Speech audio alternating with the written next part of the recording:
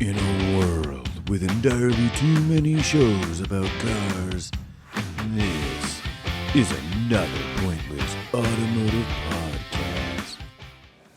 What are we doing? Are we talking about cars? Frank? I think so. I think that's what we're going to do. Pointlessly? We've done that before. We're going to pointlessly discuss automotive things. Because that's what we are here to do today on yet another Pointless Automotive podcast. I am Frank. Who are you? Chadwick today. Hi. Yeah, I'll be playing the role of Chadwick. Exactly. We should actually one episode we should flip the script and you be me and I be you. Oh, that'd be tricky. Exactly. I have to like kind of like lightly bleach my various hairs. My name's Frank. I like Toyota Supras. I'm completely shaved. My body is hairless. Yeah. Wait, what? Something Mopar. Outside of mocking each other lightly, what do you want to do today? What we would be taking on each other's various features in order to pull such a thing off. Talking about pulling each other's features. Exactly. Well, that was thanks for stopping by, guys. It's been 12. We have not been canceled. The features that are out there in the marketplace on cars and things. Oh boy. Some are good, some are bad, some are important, some are not. I have a probably not hot take. This is probably wholly unoriginal, but I think in a lot of ways, when it comes to features, less is more. You're damn straight. Right. All I need is a stick shift and I need a munchy 4-speed and a carbureted American V8. That's all I need. That's all I care about, brother. So not to go that far down the rabbit hole, but like as far as like newer cars, older cars, there are some benefits. We kind of lightly talked about this a little bit in the past. I know we've talked about some features that, I should say some benefits of new cars versus old cars and why in some respects old cars are better. And some of that does boil down to features and feature creep. But I'd like to take a second and talk about not just like some features that are overrated. I know we talked about that about like 4-wheel drive as a feature on new cars that people prioritize probably more than they should. Yeah. But I'm talking about like individual features and then also like overarching things, like whether we talk about like ADAS systems and how they are potentially overrated and maybe the side effect on how those have gotten to where we are now in our current automotive landscape where the SUV is king and everything weighs 4,000 pounds. Boy, yeah. And just the general side effect of feature creep on the whole. You know what I mean? I know what you're talking about. I know what you're throwing down. On the whole. So, in the hole. Get in the hole! Do you want me to start us off? Do you want to go and just talk about features, good, bad, and different? What are you thinking? You want to get it out of the way? You want me to do my old man soapbox rant real quick? You should definitely. So I read to my kid last night, "Those darn squirrels," which is a book. Yeah. It is, and there's old man yells at squirrels. And Shaky shakes his fist. Yep, there we go. He's an interesting looking gentleman. Fuquire, I believe his name is. Old man Fuquire. You could be old man Fuquire. Those darn features. I'll channel it. Yeah. Remember when we used to have driver skill level? So yeah, just to get out of the way, because we're probably going to get more in the weeds. But overall, man, I just want to say like driver assist and the degradation of driver skill level is a real thing. I think. I think folks growing up with modern cars, we had the benefit of growing up with turd boxes that had zero in the way of passive or active safety features. Yes. Really, I mean, we had seatbelts, so the previous generation can mock us for seatbelts, which have been in race cars pretty much always. Right. Yeah. But yeah, I'm talking about assists that we rely on when driving like idiots, which would be like ABS, power steering, modern brakes in general. Right. Not 4-wheel non-powered drums. Yeah, and ABS really took some skill out of it because ABS, you just put your foot down as hard as you can. Sure. Back in the day where you had to modulate your non ABS car, so you wouldn't lock and go straight where you were going when you're trying to turn. Yep. Power steering to help you out. You didn't have to put that Sure. that extra effort in to get your car to actually steer. It was you could one hand it while you're holding a big gulp and when you have your unrestrained infant, just you're holding or you're nursing behind the wheel, whatever you're doing. Or your bench seat of your Buick Electra. Everything was a freaking manual, so you didn't have that free hand to hold your cell phone up and watch YouTube videos. Unless Although back then you were probably freehanding a beer. Sure, yeah, road beers. With the pull tab that you didn't throw off. But now, right? Like now everybody's like automatic, so they're just doing something with their other hand, which is usually a distracted driving thing. Hands on the table. So I honestly think there is this overall drop in like ability to pilot a vehicle successfully and with skill with these aids. And I mean, I get the argument for safety. I'm not really arguing safety features here, as you can see, more just driver aids that detract from the involvement. I think like that lower involvement level takes you out of the equation more. Whereas we get in our own shit box. Like you get in a Miata, right? Without anything, you better be paying attention because you're going to go under a soccer mom's SUV. Correct. No, and I think, and I have some notes to that effect on here too. Although I think your angle is slightly different, but I want to speak to that. So obviously you mentioned stuff like it is the angle of the ABS. dangle, my friend. It is. That is what counts. It's how you use it, so to speak, and how to use your vehicle. Use it or lose it. Exactly. Well, that's kind of it, right? Like if you have a use it or lose it type situation, i.e., your car, like you have to be paying attention. You have to actively be involved in driving versus I guess what is your take on the pursuit of the self-driving car Of autonomous vehicles? Yeah, I think it's not driving at that point. I think that's a thing because as we drive around, we both can attest that most people probably shouldn't be driving. There's a lot of people out there that are they're just. It goes both ways. Like I think there's some people that they're overly true. That's definitely what we do. Also, what we do is we do a lot of driving, and we see a lot of people driving. And there's two different groups, right? You've got the person who's overly passive and either not paying attention and they're going 58 in the fast lane and they're just non-participatory. Okay. And they're driving and they're overly passive. Or like somebody will merge and they freeze up and they don't know what to do and all of a sudden they slow down to 35 miles an hour on the freeway because somebody's trying to merge in and they freak out because they're too passive in their engagement. Fair enough. Then you have the other end of it where you have aforementioned in the previous episode Nissan Altima driver who will just be going 92 in heavy traffic and cutting people off without signaling, or they have the right hand signal on at all times while they're turning left, and they're just not even necessarily, I mean they might be a poorly skilled driver, but they're just wholly and it's about them, it's about no one else. Agreed. Right?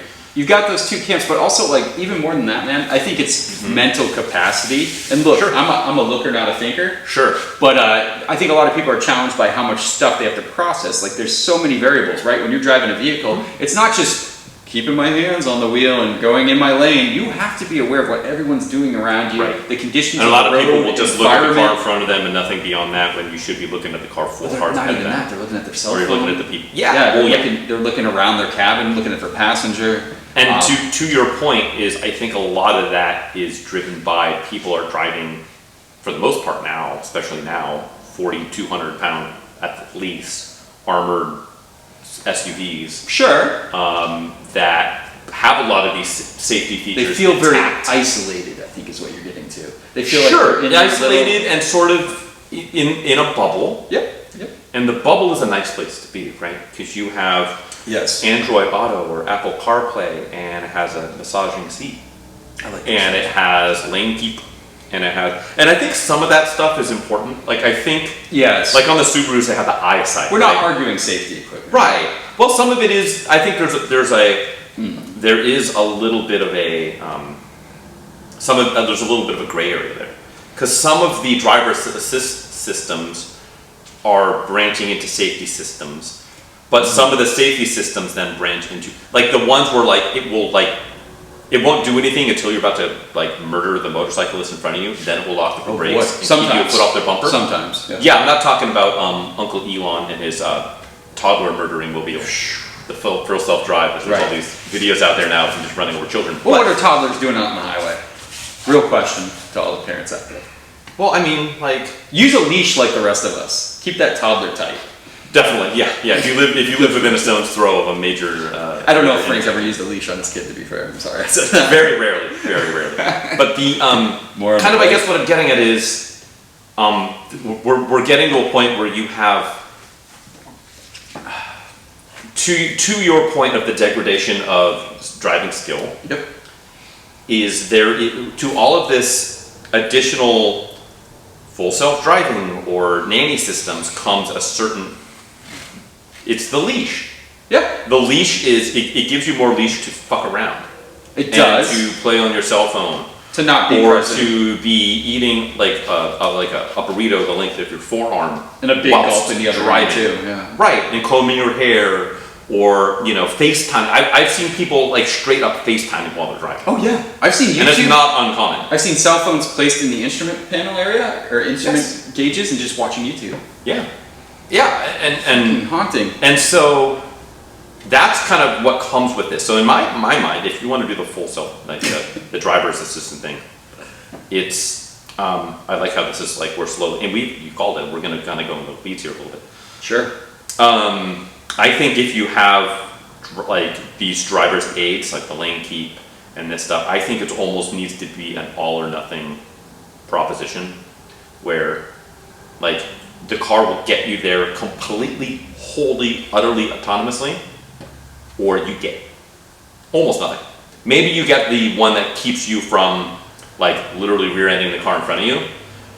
Maybe you'll get the thing that wakes you up if you're literally falling asleep.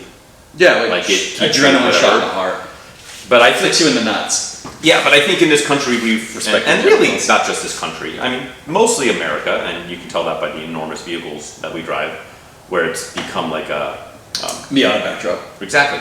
Well, that's it. Like think about it. If everyone drove K cars.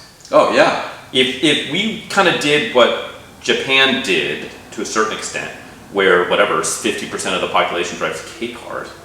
If we all drive K cars, people would be way different driving behavior. Absolutely. Yeah. Like if you had it instead of an airbag, it was full of knives that shot out and you crashed into somebody, you'd be white knuckling it from point A to point B. I think Takata manufactured those airbags. That's fair. They did that. Seeing it. Watch out. Hey now. Tip your wait staff. What you're saying though, let's go extreme. Yeah. Let's go two paths. The people that don't give a shit about driving that need to get places. Yes. They get into fully autonomous vehicles along fully autonomous road networks. How about that? And then there's a huge concrete barrier. And on the other side, it's Fury Road where you and me drive. Where it's all analog cars, we're all manual gearboxes. Everyone is armed to the gills. Yeah, and it's the most fun ever. Yeah. They're playing.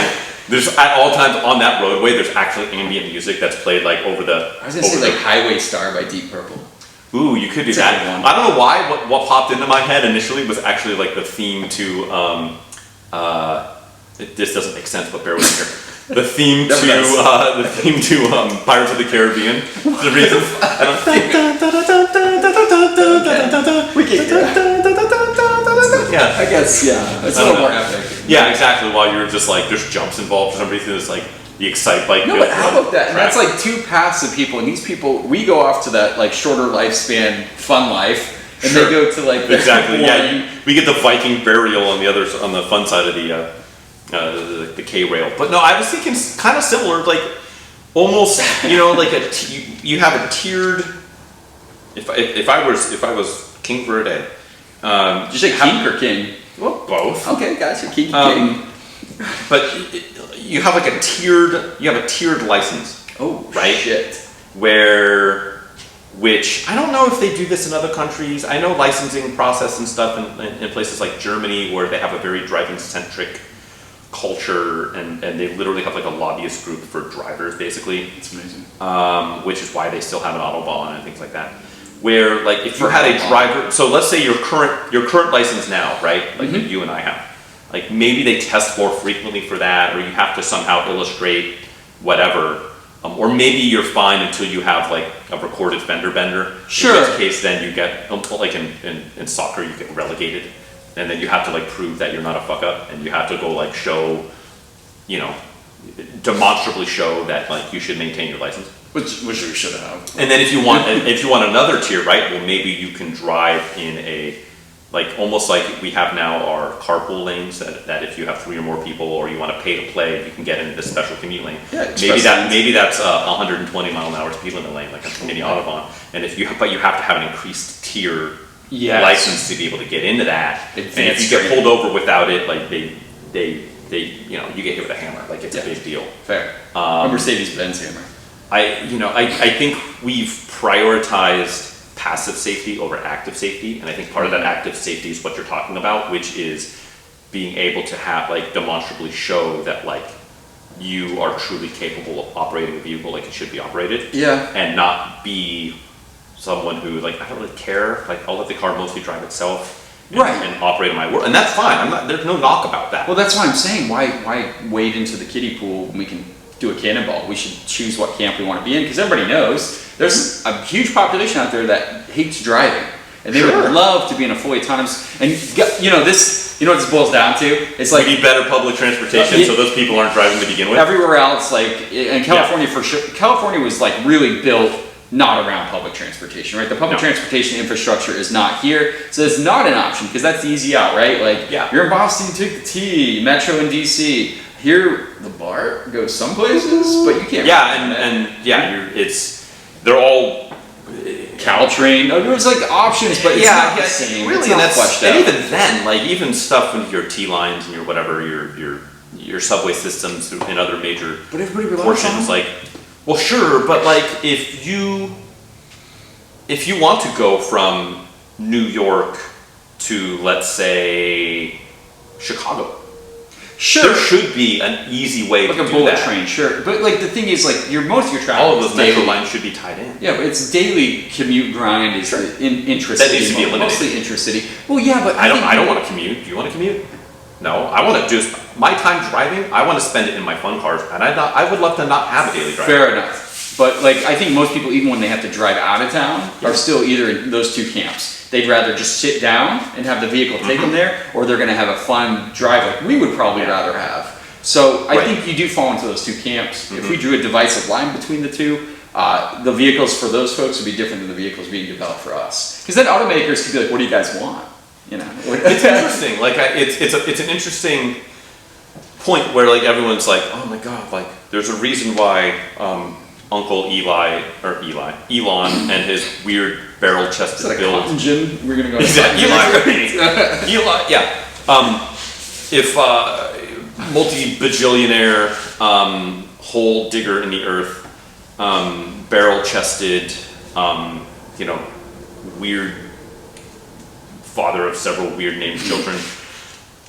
If he has been like, oh, we're gonna have full self-driving in 6 months, and that was 9 years ago, or whatever. If it's proving to be that difficult to build this whole self-driving suite, so people that don't want to drive no longer have to do that, right? And that's the feature that people want. If it's proven to be that difficult to do, which I'm sure it is, sure. Is it more difficult to continue to try and do that, or just like make actual mass transit infrastructure? It's hard. A lot of money goes into mass transit. I think a lot of money and a lot of like NIMBYs who are like, no, I don't want the train station to be within a mile of my house because all the riffraff is going to come in, or it's going to be noisy, or it's going to be this and that. Development of a city usually lay the transportation grid down first, right? You always lay the pipe first. So you lay the pipe, ask questions later, ask for forgiveness later. No, certainly not. Well, certainly. How many white claws are involved?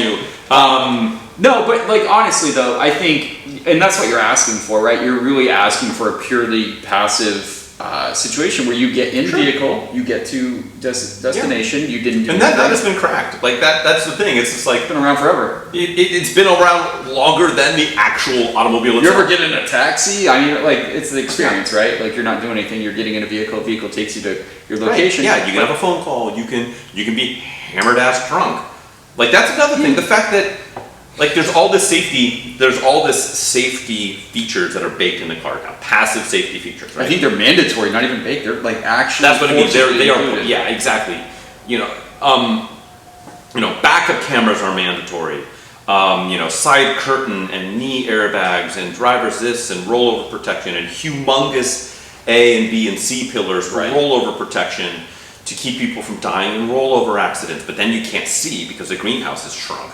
And you've got all of this stuff, and it's packing on feature after feature after feature. Yeah. And the majority of people that are killed in America, which is enormous, I think it's like 1.2 9/11s a year worth of people being killed in automobiles in the country. I think it's more than that. It's like it's wild. It's near 10,000 people a year, and I think it's something like 60% or 70% are killed. There's a drunk driver or there's an alcohol element involved.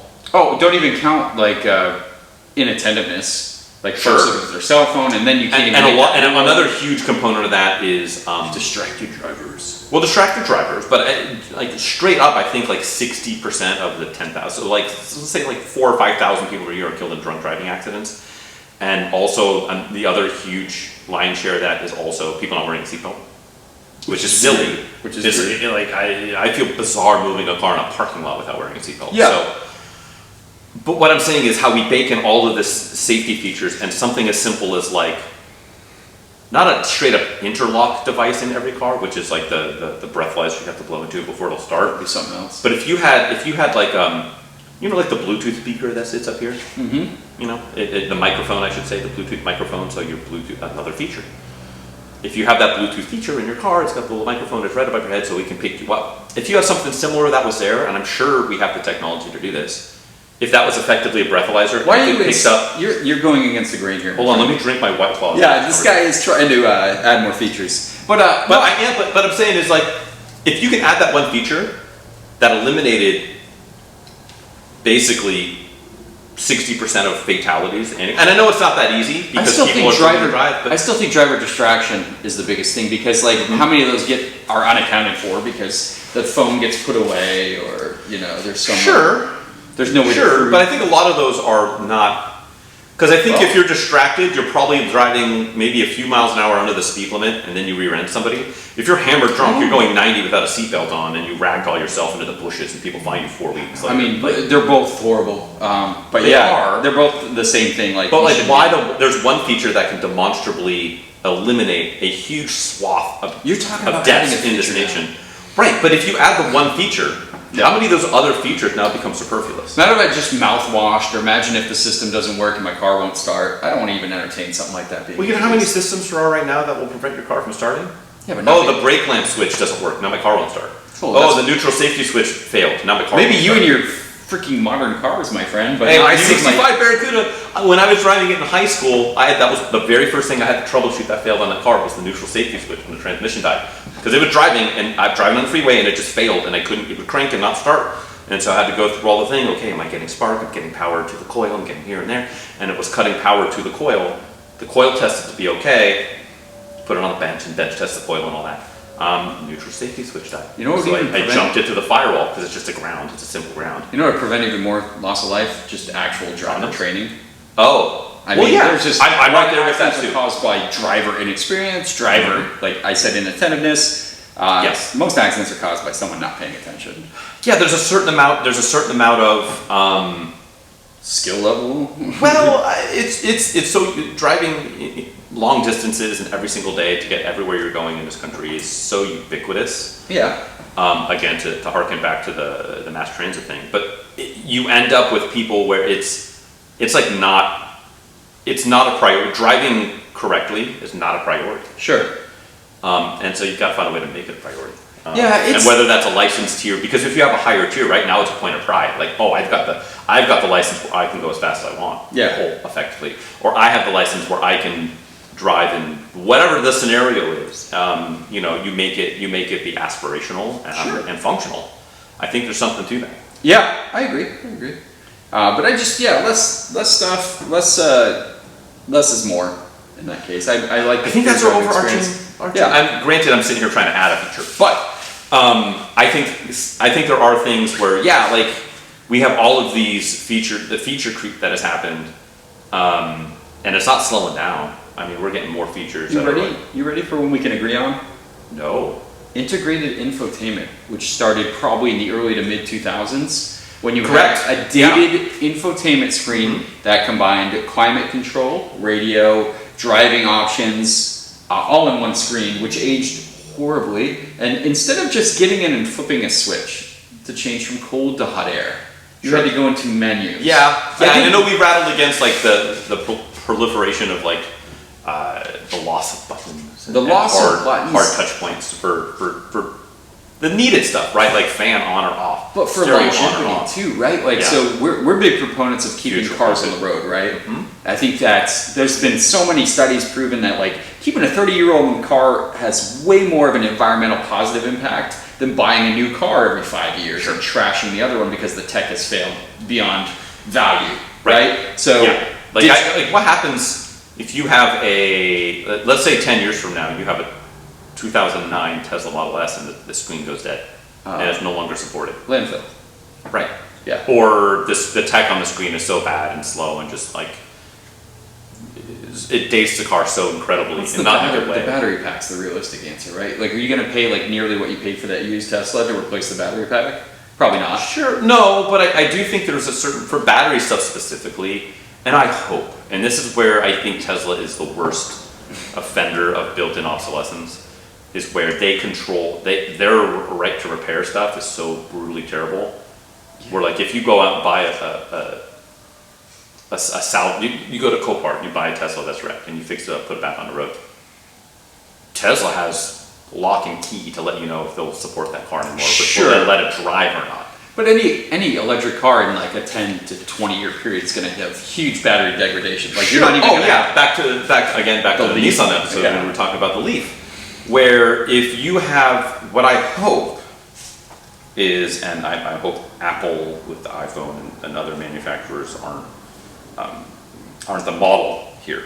fair. But if you can have a not just a serviceable battery, but where now let's say I have that Nissan Leaf that have the 72-mile range, where Nissan now goes, hey, battery tech has gotten better, miniaturization has happened. We now have not only has the tech gotten better, it's also gotten cheaper. You can now we now make a replacement battery to keep your otherwise totally okay car on the road, and you're going to actually now get a better product. So instead of paying $10,000 for a replacement battery that just puts you back at square one, and now you have 72 miles of range, now you bought the battery, it charges twice as quick, it has a warranty, now you have 300 miles of range, and instead of $10,000, it's $5,000 Right. because technology, time marches on and Sure, the battery sure tech has does. gotten better, and it's half the size. So now you get like a cool storage tray in your floor or whatever. I don't know, but I have hope that that's where that goes. Yeah. But back to your point with the tech component, Yeah. unless the touchscreen tech stuff has been around a long time. Right. Outside of Porsche, which I believe you can get like modern Porsche stereos sold by Porsche for your like 993. Right. Your 964, where it's a Porsche stereo and it's Bluetooth and stuff. Yeah. Outside of just that one example, which is not what we're talking about, that hasn't happened yet. No. Like And then if you have an 05 Acura MDX with an unusably poor infotainment system, suck it up, Buttercup. Well, here's the deal, right? Like, your radio fails on your like 90s Nissan, you get an aftermarket radio, you can listen to the radio. At worst, you don't have radio access. Right. You lose your climate control, your driving experience takes a severe step down. And how often does that stuff fail? Because it's going to fail before anything else in the car. Usually. Lexus stuff holds out, but it becomes so antiquated that you're waiting for that It like becomes delayed slow. stop. It's sitting there baking in the sun every single day. It looks of like its a life. TI-83 calculator. Right. I mean, it's... Yeah, the navigation system is no longer supported. You'd rather just integrate your phone into it, but it won't let you. Because you'll lose climate. And Because it controls replace your the climate head unit, control. It controls, driver options and heated seats. Oh, I can't turn my heated seats on now. it's ridiculous. I can't pop my trunk anymore because Right. because this screen, it's all integrated into that. And same with like, I get why they were I don't even doing think you can drive a Tesla Oh, That's yeah, no. going to conk Yeah. out. Like, I Right. don't think you could start it. And I was using just like a regular example of like, because Sure. it started, like I said. But we're going farther down the rabbit Yeah. hole. We're not going the other way. We're This is- losing more and more. But we're seeing this now. We don't even need a magic 8-ball to see what's going to happen when these older, new tech, like tech-focused cars age. We can look Yeah. in the mid-2000s and see these examples of like outdated nav and climate control integration, Right. and it fails, and it's just shitty. I get the reason they did it. I fully understand the packaging. It does look cool when it came out. It was like super. People were like, "Oh my god, I can just push buttons to get to my climate." Right. And I'm like, "Watch this in my '80s car." Yeah. right. Without even looking, I can. Or that's feel the button. and this might be a good parlay into a very similar kind of deal, a feature that's like, ooh, it's a feature, and I think it's silly and completely overrated. Power adjustable seats. But yeah, it's just, my wife is actually, I think we've worn each other's pants before, like on accident. Like she's like, oh, I can actually. There's no kink shaming here. No, and it was funny. I think she was like, Oh, panties or pants? pants. Oh, sorry. Pantaloons, jeans, actually, 501s. I intentionally thought about panties. Unintentional, intentional. So yeah, I mean, there's a lot of, but the power seat thing, it's just like you'll see, like, oh my god, there's this luxury car, and it only has a power driver's seat. It doesn't have a power passenger seat. The sky is falling. But it's just like, if I need to put crank my seat all the way forward or all the way back real quick, like, give me the manual seat. Yeah, I agree. I guess if you have memory, then okay, but a power seat with no memory, like, Doesn't make sense. What are we doing here, guys? Yeah, no, I agree. Memory seats are cool. Power seats are kind of cool, like the extra adjustability. Sometimes added some levels of adjustment that weren't there before. But yeah, I feel you. Yeah. Maybe power seats. Yep. While we're talking about You ready for just seats? straight up Can I add a overrated seat thing? Oh, yes. Heated seats. I like heated I seats. know you're going to say that, but as someone from the Northeast, the New England region, heated seats is great because we have a thing called winter that hasn't made its way into California yet, not until global warming and the new ice age. But for heated seats, you're instant heat. You don't have to wait for your car to heat up, and you get your derriere warmed up pleasantly. That's right. Toast those buns, if you will. That's right. Boil the brakes off your boys. In so California, you're no longer able to in reproduce. California, I use heated seats. Most of my cars actually have heated seats, my daily cars. But I use them maybe 2 to 3 times a year. A year. It's an overrated feature. Here's the thing, though. I'm weird. I'm the guy that likes to do heated seats, air conditioning on.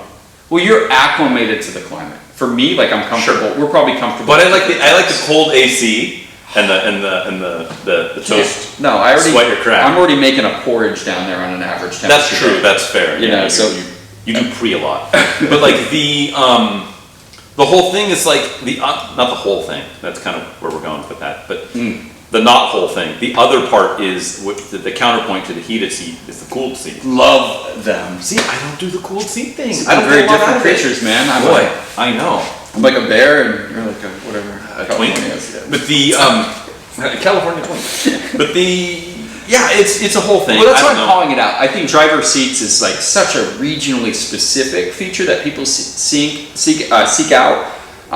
That's like, it's always fun. You ever see where there'll be some options that they like are offered on like only in Canada models, but not options in makes North sense. America, in the US. Like heated mirrors, heated headlights. And Like, I think there was much to do about like I think it's the new Civic Si, where there's some features that you can get in Canada that you can't get here. Okay. I know I've seen a lot of times where, certain cars are only available with like limited slip in Canada and it's not offered here because of traction issues and things like that. And so stuff like that where it's just like, oh, heated seats are standard, but only in Canada, like they're not even offered on the model down here, or things like that. That stuff always cracked me up because it's just like, okay, there's lines drawn in the sand as far as they know, like, hey, not only would this be a selling point in this market, it's mandatory. In this other market, we're not even going to offer it. So yeah, that's always interesting. It's just like when you look at convertibles. Like, convertibles are popular in California, Where the in sun Texas, is. in Florida, and that's kind of it. Like, if you were to like look at like sales numbers by state, like for say like a Miata or an S2000, they're only sold in like 5 states. that makes sense. Nobody who lives in Telluride is going to go into their local showroom and buy a brand new, Honda S2000 back in 06. Like, should that have. just wasn't happening. They should have, but they didn't, and there's reasons for that. But yeah, so that's it. Like, there's the regional differences to the Heated seating. seats, but yeah, here definitely in California, no. How about power actuated parking brake? Oh, boy, that takes the fun out of the equation, doesn't it? Well, not that I'm Mr. like going around doing like yanking on the, You might want to finish that statement. well, yanking on the power, the handbrake and channeling my inner high school student. Sorry, yanking things. Sorry, I had to say it. But like, I just yanked a lot of things in high school. Some things never die. But just the whole like thinking about another point of failure that's completely unnecessary. Yes. Is like, oh 100%. no, the solenoid that operates my power parking brake failed. And it's like, and you have to wait, it's like, and you forget that it's on and it's a switch. And every time I go to set it, I always forget which, do I push it down or do I pull it up? Because sometimes, some of them are like you push it on and you push it off, or you push it on and you pull up to take it off. But for me, it's like, well, no, it's a handbrake. I should pull up on it and then it sets it. And some of them do that, and some of them don't. It's always something I'll get in a car that has, oh god damn it. And I'm just like, how difficult was, and what is the dollar amount difference between literally a cable and a ratchet that you go and you pull on? Massive price difference. Versus, it actually is. You're talking like dollars per car, which adds up if it's a. That's what I'm saying. It's probably $100 something a car between everything that has to happen. And I don't know if there's some weird like body control module tie-in where somehow it modifies how it cold starts because of brakes on it. I don't know. There might be something more there that from an engineering standpoint and where we're at with CAFE restrictions and emissions that I can't wrap my head around. Yeah. But it seems like such not a feature. Yeah. But it is, and it's in everything, and it's part of the weight and feature creep. Yeah, it's true. It's true. It just seems superfluous and not necessary. It might be the White Claw speaking, but my Lexus CT, which is similar to a Prius, very similar. The shifter I actually like over a traditional automatic. The up, drive, down. It's quick. Once you get used to it, you it's push like, a button for park. You just flick it. Yeah, and then I get in a regular automatic, which isn't often, and I'm like clunk, clunk, clunk, clunk, clunk, clunk, clunk, clunk. I'm like, this doesn't feel as like efficient. I will say, while yes, I do like the Prius style automatic shifter, for the most part, I cannot stand the perpetual reinvention of the wheel when it comes to. Oh boy. You mean your dials and your? You have a big old T shifter with the thumb grip and your clunk, clunk, clunk. Yes, and while it doesn't have to be that, like the Prendle, if you will. That's the game over when you don't know if a car for sale is automatic or manual, and they show that one obscure gauge cluster shot, and you can see the Prendle, and you're like, pass. Right. But what I'm saying is like that, like just give me that. No to well actually we put reverse over here, and actually to engage this you have to like spin this crystal to then be able to get it into this gear. It's you have to align it with Mercury and Venus at the same time.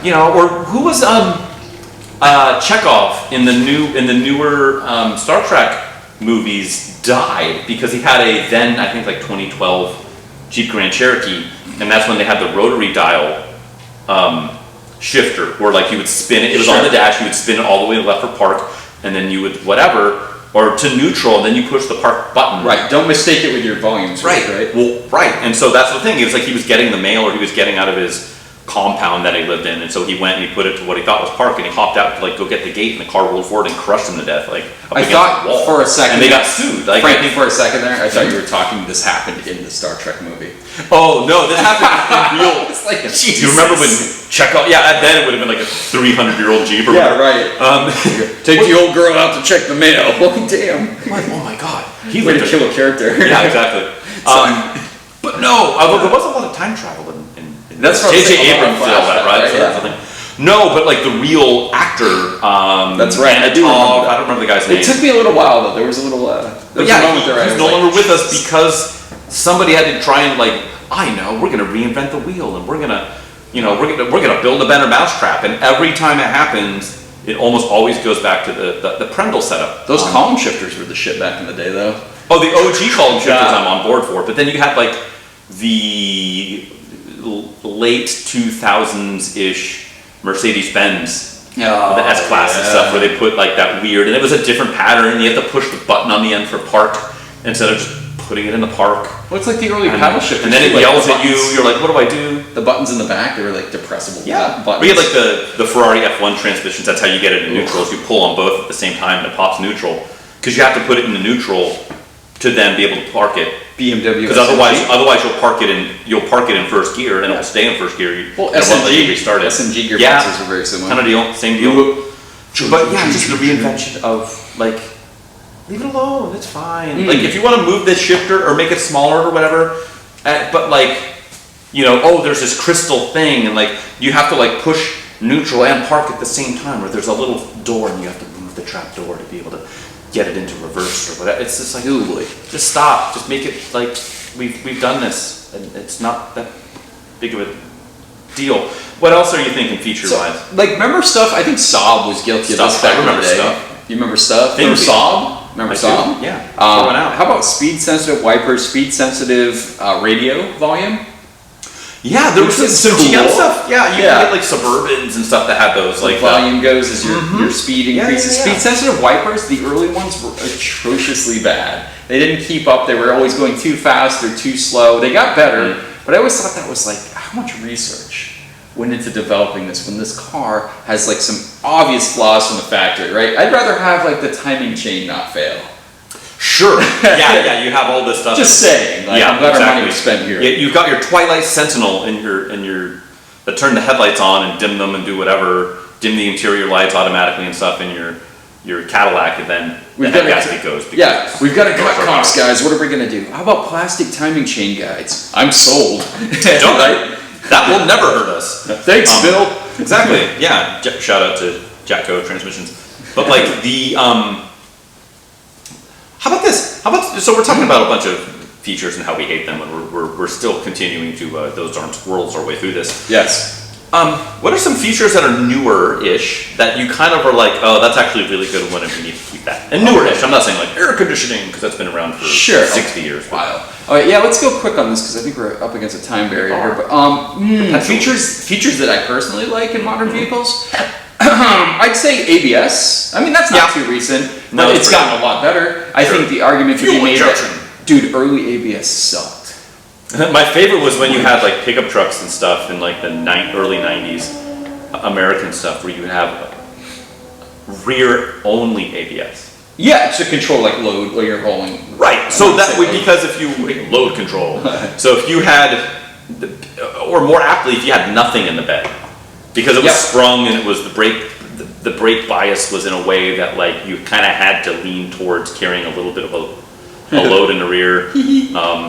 And versus not. So if you're all of a sudden it's a rainy roadway and you have to panic stop. Yeah. It'll only keep the rear from locking up so you don't just go ass over tea kettle into a ditch. That's why we always have a load in our rears. That's true. It reminds me of prison. But like the thing with that is that was some of the early ABS stuff. Or like the early airbag stuff where it was like single stage. Where it was more deadly. Literally just Hadouken you in the face at full early force. ABS, the pulse speed was insane. Like if you were on snow with early ABS, you had to give yourself like 20 times the distance. You feel it like coming through the pedal.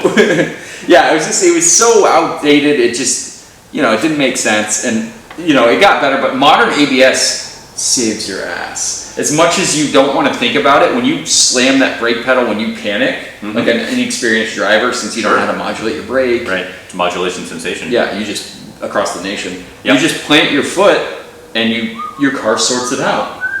Am I right? And you can actually you can conceivably turn and avoid a little bit whilst braking instead of just going 90 degrees and rolling over 400 times. Sure. So I'd say modern ABS. How about you? Something that you think? Here's one that's kind of silly, but my Civic Hybrid doesn't have it, which is power. Blows my power. Respect.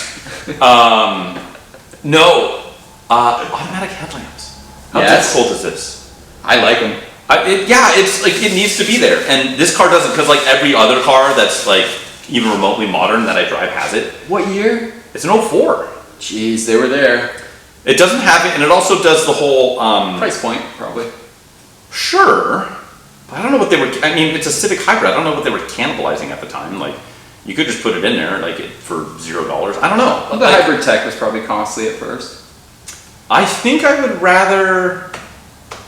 would I rather have manual door locks and automatic headlamps? I don't know.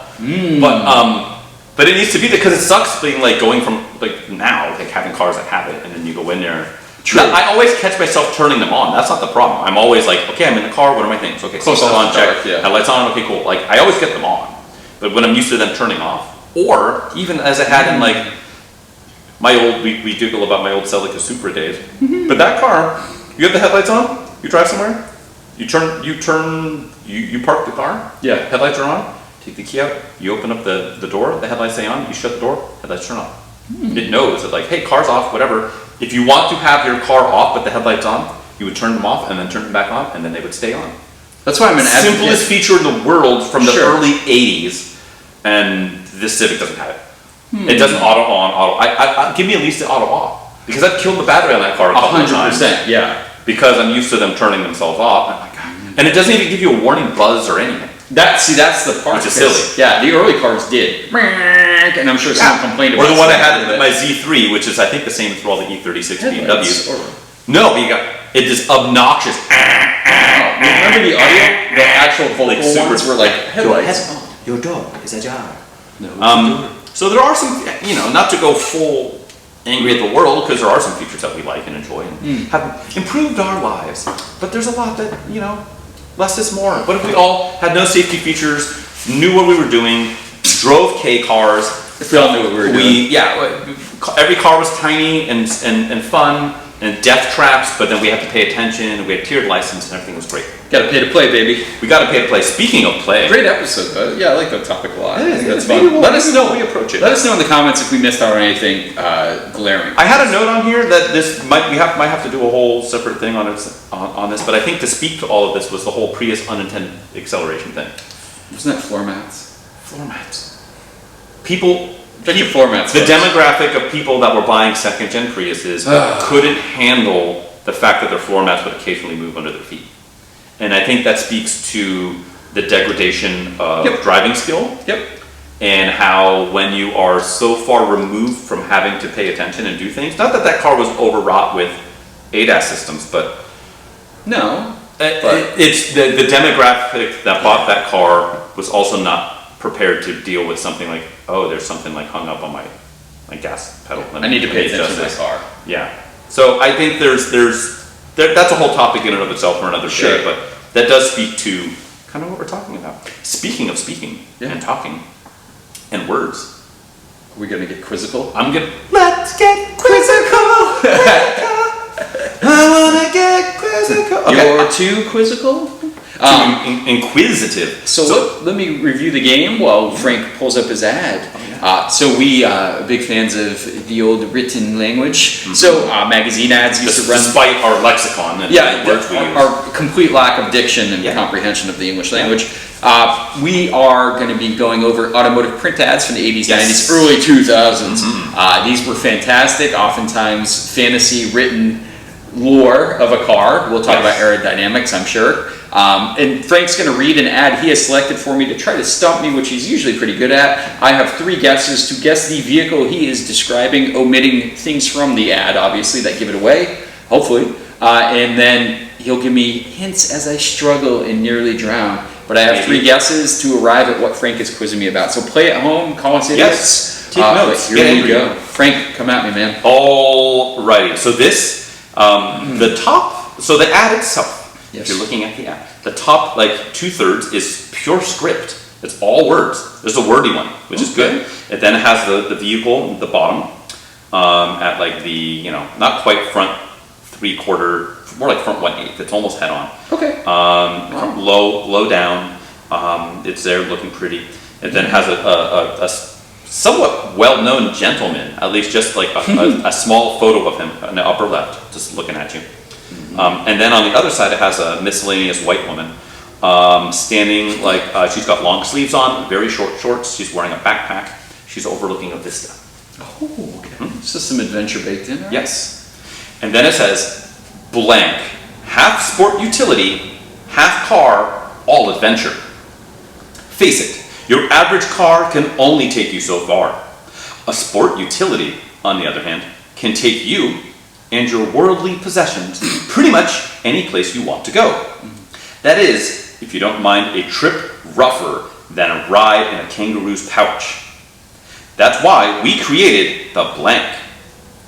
This sturdy hybrid combines the ruggedness and versatility of a sports utility with the riding comfort and fuel economy of a passenger car. For starters, you get the Blank all-wheel driving system, which includes the sure-footed traction of our Blank full-time all-wheel drive, which is a little bit redundant.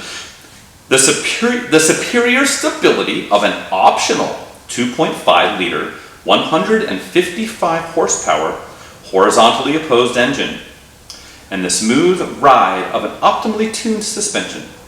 Simply put, it's a system that continuously monitors changing road and weather conditions, automatically transferring power from the wheels that slip to the wheels that grip. With it, even the most adventurous spirit can conquer loose gravel, rugged dirt roads, and winding mountain passes. And the most safety-minded soul can regain the upper hand against wet roads, crippling potholes, even skittish squirrels. You darn squirrels! Especially the skittish variety. You'll also be relieved to know that Blank comes equipped with a combination of safety features not found on most sport utility vehicles, like dual side airbags, side impact panels, crumple zones, and 4-channel ABS. Okay. Helps you stop surer than a hungry croc out for a midnight snack. That stops. So, if you're interested in a vehicle with more cargo space than a Honda Passport, more headroom than a Jeep Cherokee, and more ground clearance of a Ford Explorer, or I should say, and the ground clearance of a Ford Explorer, without its fuel consumption, then give us a call at, I'm going to read it, 1-800-WANT-ALL-WHEEL DRIVE. Or drop by your nearest Blank dealer and take a test drive in the all-wheel drive Blank, the world's first sport utility wagon. And let your adventure begin. Wow. Okay. Told you there were some words in this one. This is a fun one. Yeah. So what size displacement was our horizontally opposed engine? That was an optional 2.5 liter, 155 horsepower horizontally opposed engine. Wow, optional. I don't think the horizontally opposed part was optional, but maybe the displacement was Who optional. knows? Maybe you can choose your layout. No, that would be Just insane. go straight road. That would be I'd like quite to the option modular vehicle. with a radial airplane engine. Yeah, I'll take my Porsche Boxster with a V8, please. That'd be sweet. That would be very sweet, actually. So you know what I'm going to say is the horizontal engine, even though the horsepower is very low, I'm going to say horizontal, we're looking at pretty much two things. If we're talking about vehicles, we're talking about Porsche or Subaru. Perhaps. This is written completely like a Subaru. Full disclosure, I had given a cursory glance at the ad, and I actually didn't catch that it said horizontally opposed. Oh wow! Okay. Because in my head I was like, okay, this is going to be it's easy, but it's kind of hard. But and I feel like that really kind of. So yeah, we're talking Subaru based on the ad. 2.5 liter. We're also talking Subaru. Now to nail the vehicle, so we are talking about a bigger vehicle here. I want to say more cargo than a Honda Passport. We're not. I don't think we're dealing with the 80s here because that would be like a Subaru Loyale wagon, which wouldn't do that would not match up against the Explorer's ground clearance. Yeah, no, maybe it could. Like the GL10s. Not like an Explorer though. It was. Yeah, I think what we're dealing with, Frank. Oh boy, here's where it gets tricky. First sport utility wagon. Yeah, let your adventure begin. It's tricky, right? So it could be. I really want to say first gen 4-star, but they didn't really call it a wagon. I want to say, let's just say it. I think it's going to be 90s, but I think it's going to be the Subaru Outback wagon. Final answer. Would it help you out any if I told you that the well-known gentleman in the upper left is Crocodile Dundee? I didn't even put that part together. I was drawing a blank on that. Outback, half sport utility, half car, all adventure. Awesome. Yes. Yeah, the but original 1996 Subaru Outback, which at the time the 2.5 was optional because you could get it with the 2 liter. Yep. The EJ20, which was actually a far more reliable engine. What was it? 127 horsepower. I think it was something like that. 125. Yep. It was not a lot. Crocodile Dundee. But there's your ad. And there's was it Hogan? What's it? Paul Hogan. Paul Hogan. So you got Paul Hogan there. Because he was the spokesman for this. Now it makes sense. I could not. So I didn't want to get crocodile reference. I didn't want to get stuck on that, right? Yeah, that's very specific. Yes. So yeah, I thought it was funny. So I think with it, we had deleted, and I thought about because I ran into it in the moment, and I thought about just not saying horizontally opposed. If you left that off, that'd be tough. I think there's only so many 2.5s in a wagon that purports itself as having ground clearance of a. Yeah, that would have been tough. But it's funny. I like how it's like the world's first sport utility wagon, and this car was very important. I'm not going to undersell that. But not only is it not the world's first sports utility wagon, because you had things like the Eagle, the AMC Eagle wagons, the 4-wheel drive wagons and stuff. Way before Subaru themselves, previous to this, had quote unquote sport utility wagons. That's how they made their hay. What was it? Yeah. So it's just funny that they're like the world's first sport utility wagon. It's like there's still ones for sale on your lot. Yeah, the Audi All-Track comes out after this. The Forester, not too long after this. The Forester pretty much fit that ad too. Yeah, the Forester was like a compromise between. They called it a wagon. Like a lot of people. It really is a wagon. Yeah. Yeah, it's. But no, I think Forester XTs. Mm-hmm. I had some friends when I was in high school that they're like, their mom and dad had one. I had a friend whose mom had this exact spec first gen Outback, the 2.5, the same color, the red over like, I don't know what we're gonna call it, gunmetal,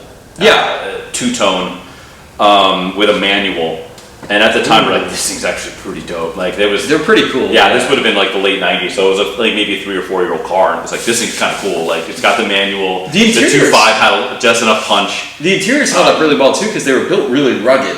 Like the plastics and stuff were actually really solid. The seats were just like hardcore cloth. And almost like a canvas kind of material with kind of splash graphic-y stuff on it. And the body cladding would protect you from. And Paul Hogan, who doesn't like Paul Hogan? Yeah, you call it out a Subaru. That was exactly when he wasn't. That was like Patrick Stewart doing a Paul Hogan impression. This is an Outback. I've seen you play Knifey Spoony before. Exactly. But yeah, when he wasn't busy slinging bloomin' onions, he was slinging the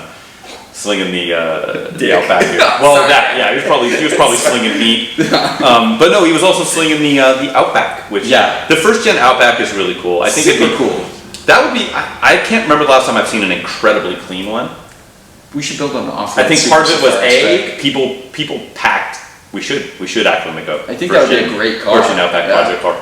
Yeah, just like do some exotic swap. I mean, they did the Outback XT, which was based on the Legacy in its later iteration, and you could get it with the 2.5 turbo and a manual. You could, the earlier version, it wasn't the Outback, but you can get the wagon manual. Yep. Cool cars. Very. But when's the last time you saw a very clean stock one? A long time. It's been a decade. It's been because the ones that weren't beaten into the ground and just treated as a used shitty car, like the other ones that were looked after, the head gaskets blew 4 times over and they eventually got scrapped. Yeah, so the NA Subarus blew head gaskets, but also they were really popular in like the Rust Belt areas. So many of these things succumbed to the a lot of these were rolling around Denver. Yeah, and they got salted into every time you hit a bump, like a pile of dust falls out of the bag.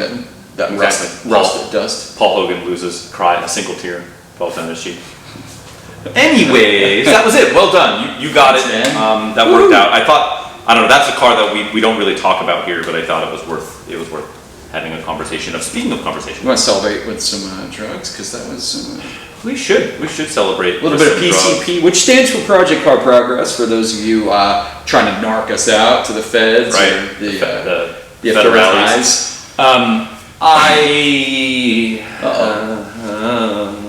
It's a safe space, Frank. It's a safe space here.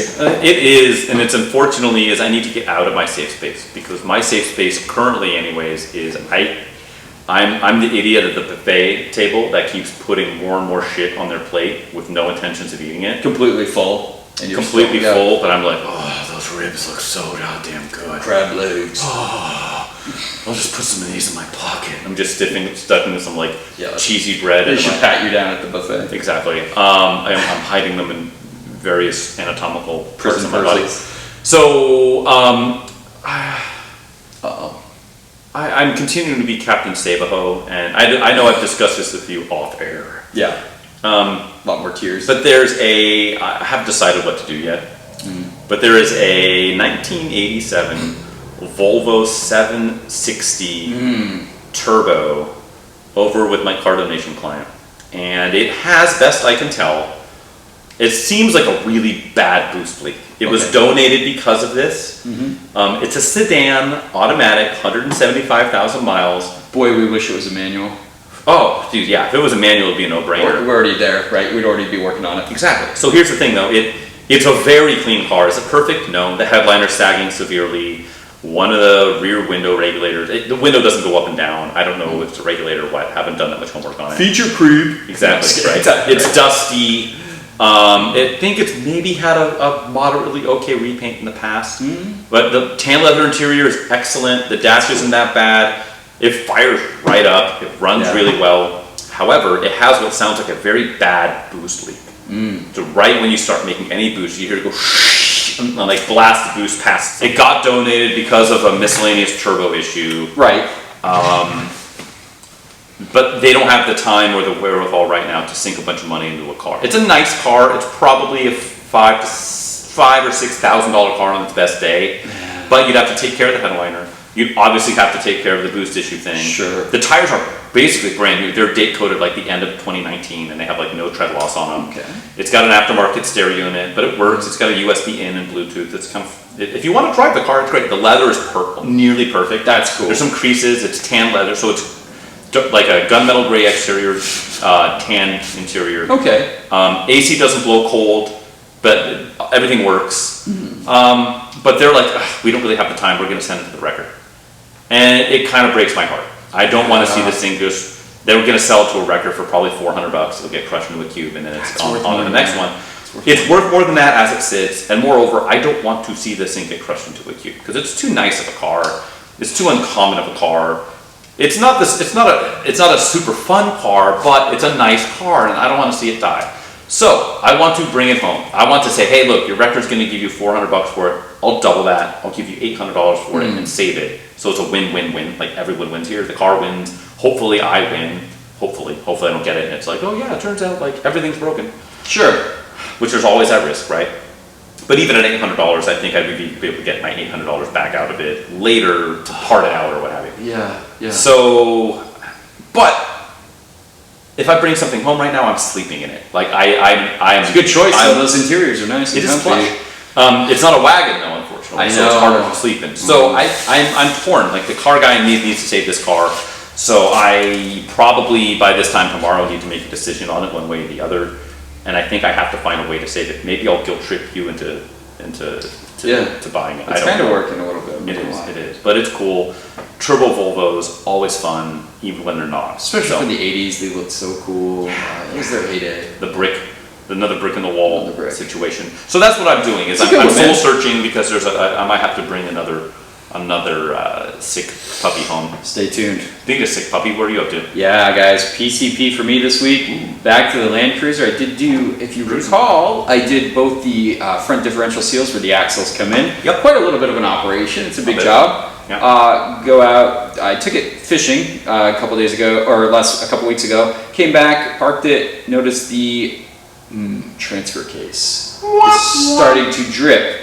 Now you think, well, whatever. So you transferred your leak from the axle. It's sliding rearward. Yeah, we got the rear diff afterwards, so you can tell what I'm going to do next. But anyway, that transfer case is more than meets the eye. You cannot simply take it down. Transfer case. Yeah. More than meets the eye. That's the sound of me dropping the transfer case on myself. So the seals are, you have to press in a certain part when you put it all back together. In no shop, I have called multiple places just to get a general quote, just for the pressing in part, because I don't have a hydraulic press at this time, but soon I will. Little foreshadowing there. There we go. And even like transmission shops, I have a whole other garage. I'm going to make a machine shop. Look at you. Yeah. So for a machinist, I know a guy who knows a guy. Yeah, now I know. Now I do that. Yeah. It's a new thing.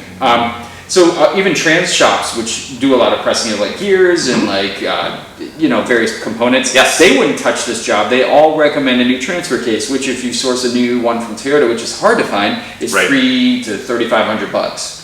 So wait, so Toyota says it's a non-serviceable part. Toyota won't even do that service. Right, but they're saying so that you have to only order transfer, but you can still order the part. You can order the seals and the bearings and stuff independent. You can, yeah. So they sell the parts, but they say we won't do the work. Well, I think they used to do the work, but now that it's a 20-something-year-old vehicle, they don't no longer to have those kind of toolings and that kind of training. I mean, this vehicle's older than most of the techs in the dealership, right? Sure. So, I mean, I think they do a cost point analysis. I guess. I don't know. I know, it bums me like out. Nonsense, but It bums me out a lot too. But it's like one of those things they could press it in, and if it leaks again, they're not going to have someone undo all that labor and do it again. Because even to drop the unit is quite a bit of work. You have to take a little cross member piece out, but it's also, it's a lot. You're actually opening your transfer case. So you got to seal the unit, obviously new fluid. It's not just replacing outer seals. You have to you do the bearings at the same time. So long story short, I'm going to be dropping the transfer case and doing all the work myself. So I'm going to buy a hydraulic press so I can press that in. I'm going to do both the rear and front bearings, and that should stop the leak. This is a lot. That sounds not exciting. It's a lot of labor. That sounds like unfun work. It's going to be unfun, but I mean, you cannot have. Are you gonna document it for the grams and the tubes? I'll make a video series. Try and make like $11 worth of viewage back. Yeah, seriously. Exactly. Parts aren't that bad, but it's labor. This is going to be a super labor-intensive operation. I'm not looking forward to it, but that's what I've got coming up. So bearings and seals on the transfer case. It's a big job. So that's what I got coming up, man. Bear with me, folks. Bear with. Well, there we go. Look at that. Another one in the bag. Another one in the books. We're 40-something. You know what I was thinking? Because we're always talking about like, topics. What are we gonna do? Sure. I think when we get to the night before, usually. Yeah, usually within 35 minutes of like frantic, just scribbling. I was thinking when we get to 50, should we do just like a pure, completely off-topic, nonsensical episode where we don't even talk cars at all. We just talk about like other stuff that we like to do and other just not car-related nonsense. And every 50 episodes we do, which is roughly once a year. So we can do a pointless non-automotive podcast episode.